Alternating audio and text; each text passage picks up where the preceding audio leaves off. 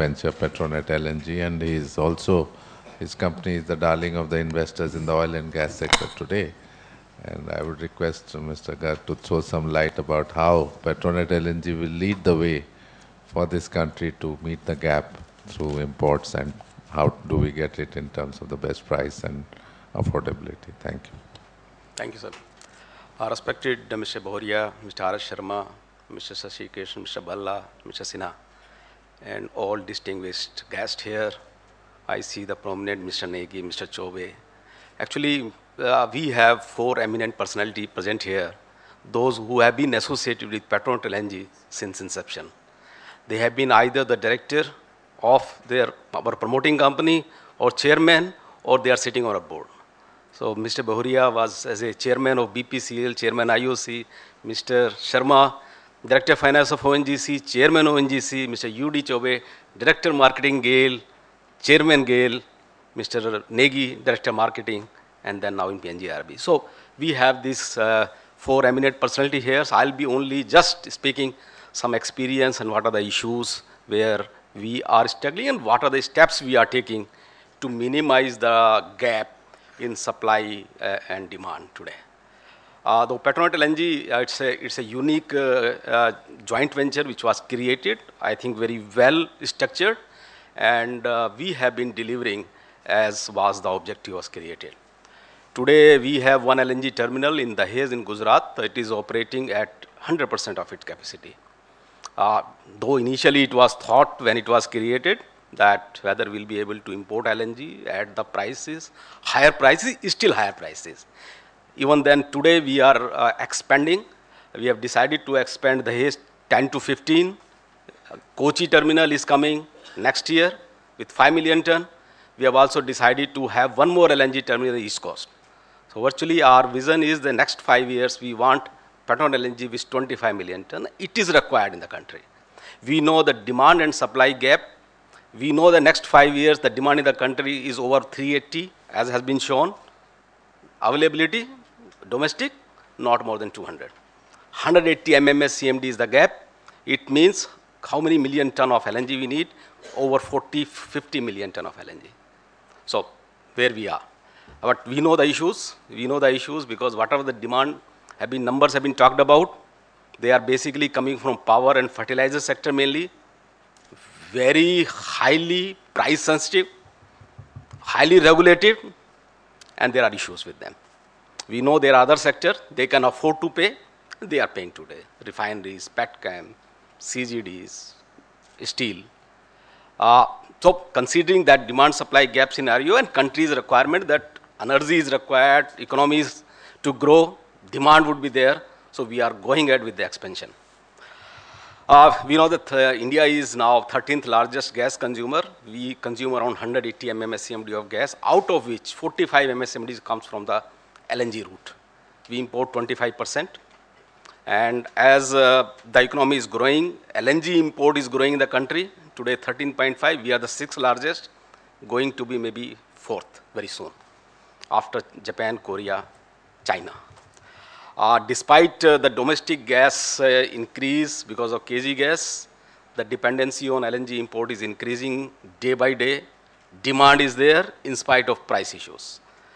The main thing that is required in the country, the pipeline infrastructure. We know that we have 12,000 kilometers of pipeline, 8,000 kilometer pipeline under construction, 6,000 bidding stage, 4,000 are needed, then we have a national grid. Then only we know how much is the demand in the country. Because natural gas is dependent on the infrastructure, and when the infrastructure is there, then we will really know what is the demand. Today we are talking about the demand where the pipeline infrastructure is there. Only pipeline today we have only west to north and one pipeline from east to west. The other pipelines are under construction, and I think it take another 5 to 10 years time when we have total infrastructure in the country, then real demand would be known. So I talked about price sensitive. Yes, it is there. In spite of that, LNG terminals are going to be constructed, not by Petronet LNG. We have another terminal operating Shell, 3.5. Double is getting ready next year, probably operating at full capacity maybe in the next 2 years' time when the breakwater is there. Petronet is expanding. Mudra LNG terminal is being talked about. There are another terminal, Ennore is being talked about.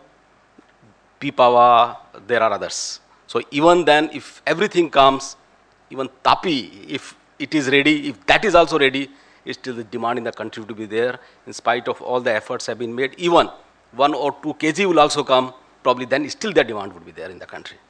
So on the other hand, if we see the supply scenario, globally the things are very difficult, and it's becoming very difficult day by day. The pricing of gas, LNG side, we have seen that we have been importing spot cargoes few months back at $7-8, today is $15. The reason is known very well, that because of Japan earthquake and demand has increased there, so there is a lot of sentiments towards a nuclear power, and because of that reason the prices have shot up. But still we see that a lot of liquefaction capacities are coming in the world, not only in Middle East, they are in Australia, they have target to cross Qatar. In Australia, US is going to be another exporter of gas, because they have now a lot of indigenous gas in terms of shale and tight gas. So there are plans to export gas from US. But we also know that there are new markets are developing. Those who have been not there in the LNG map, they are also likely to import more and more gas. So we have the issues, as I mentioned, that we are struggling with the issues of pricing. US, the pricing, Henry prices today is $4 to $5. NB, this Europe prices are $8 to $9. India and Japan, we are paying $14 to $15. How can it continue for a long? So there have to be some convergence in future, and likely it may happen. There is another thing that I talk about, that potential of shale gas. Yes, there is a issue that how we can explore that in India, but we know that China is going in a big way for shale gas. So again, we do not know really where the LNG market and the pricing are going to be in future. There are uncertainties that are there. Again, the power nuclear issues, we really do not know how the policies in various governments are going to be on the nuclear. So let's see that how the things are developing. But as far as India is there, we know that there is going to be demand, and demand supply gap would remain. LNG would be required in the country, and we have to go through that. But there are few issues that Indian gas market is struggling. This have been, I think, highlighted. One is pricing. Yes, very, very important.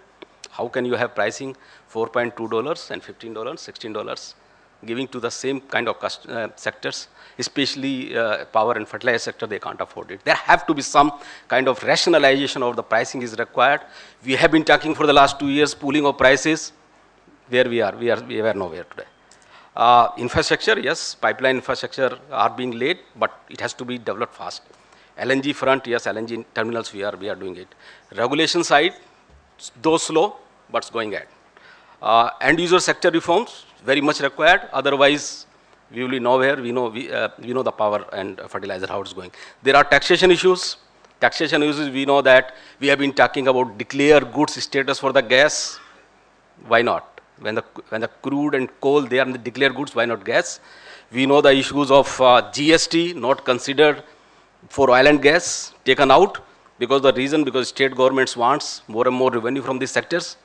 That is also not being considered. So tax rationalization in terms of indirect taxes as well as for other issues, including infrastructure. Why not? LNG terminal should be considered as an infrastructure for the purpose of getting ATIA benefit on the Income Tax Act. So these are the various issues. I think we are struggling it, but going through, things are looking a little bit of grimy, but we are fighting with that. I think we have good future to go ahead, and that's on LNG front. Thank you very much. Thank you.